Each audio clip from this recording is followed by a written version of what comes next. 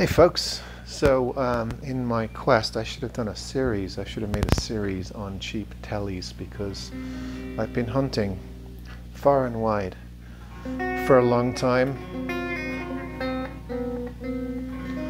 All the different off-brand and myriad obscurest versions of the Telecaster guitar. You know, I've done the Harley Bentons, I've done all the Rondo brands, I've done all the Indio models, I've done you know, all the stuff available on Amazon, but I've somehow avoided this one, which is Glen Burton. I don't know why. I don't know why I have not delved into Glen Burton.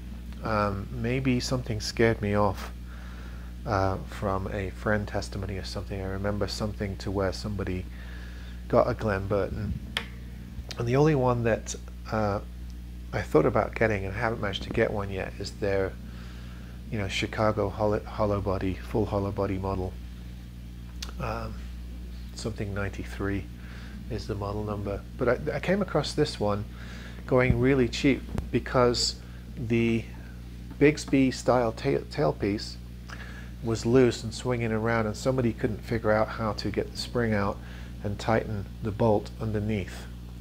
So it got sent back and then got put on discount, sold as a second, and I bought it really cheap, and it took me all of 2 minutes to pull that spring out and fix that Bigsby arm. So now it's nice and tight and plays really well. So this is the GE39 TL202-VI X Series Classic TL style with vintage B-type tremolo in ivory. It's not really ivory, it's more like a classic yellow. But I like the black pickguard, and I like the fact it does have a Bigsby style tailpiece on it. That's one of the reasons I picked it up. It has a maple board. It's very competent with the black fret markers, and then the very simple headstock with the normative tuners, what appears to be a plastic nut which could be switched out, the traditional Tele style pickup arrangement with the lipstick in the neck and a single coil on the slant by the bridge, normal 3 toggle switch with the tone, master tone and volume. As I said, black, all black pickguard. It's interesting that they don't have a ashtray or chrome bridge housing. It is another sort of pickguard material with a single a cavity cut for the single coil, and then sort of a tunematic style bridge that feeds into the tailpiece. So it's slightly different than the way traditional teles were made, but you can't really tell from way back. It looks like a tele from a distance. Yeah, I have to say that I had a tele with a Bigsby on it from the company. It was a thin line from the company Zuway, and you might remember that video a few months back, the sort of blue, translucent blue flamed guitar that I had from Zuway, and this is about on a par with that. It feels about the same quality. It's playing better today than it was yesterday. It settled down a bit, but you know, this is not a real Bigsby, but it doesn't feel too bad. One thing I'd say about this one, it does change the tuning. It doesn't sit in a specific area. So if you pull up and leave it, you're now sharp. If you push down and leave it, you're now a lot flatter. So it's the way it settles, its settled position or default position is not consistent enough. That's one fault that I found with it. I mean, you can, if you have good pitch, you can always come back to the correct pitch. But I'm just noticing that that's going to be an issue for some people. It is a laminate maple on top of a maple neck, but the joinery is really good. You can't really see the joinery. The neck feels good. It has as do a lot of maple necks. You know, some sort of finish. It's not plain or naked maple, but it's not bad. I mean, the neck reminds me of sort of an SX guitar, and it really is right around the same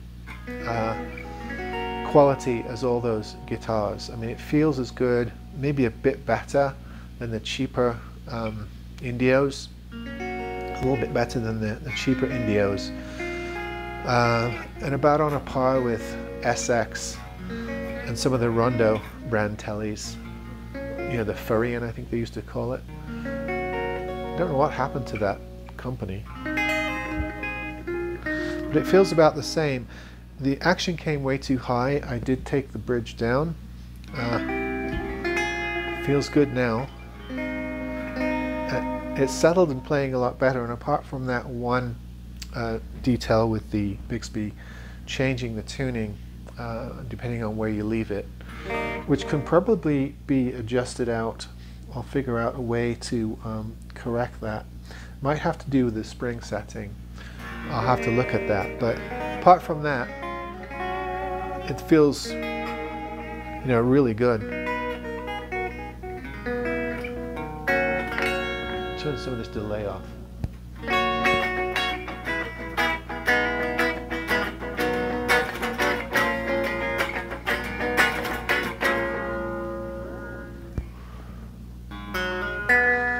You know,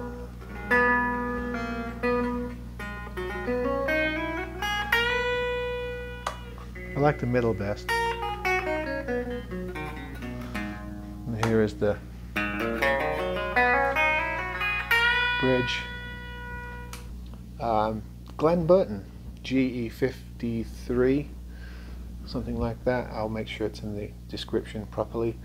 With the B style or Bigsby style tremolo system, and it really isn't bad. A quick setup, a little sharp on the fret ends, but very, very subtle. It's just, maybe just need a little nick with the three-cornered file to take those burrs off the end, but it's not like you're beveling protruding frets down to match the fretboard. It's just a little bit of a burr you can feel that might need just a few minutes of attention. But other than that, fairly normative. This is an older body, so it's a fairly normative weight for a Tele, a little on the heavy side, but not as heavy as some I've had.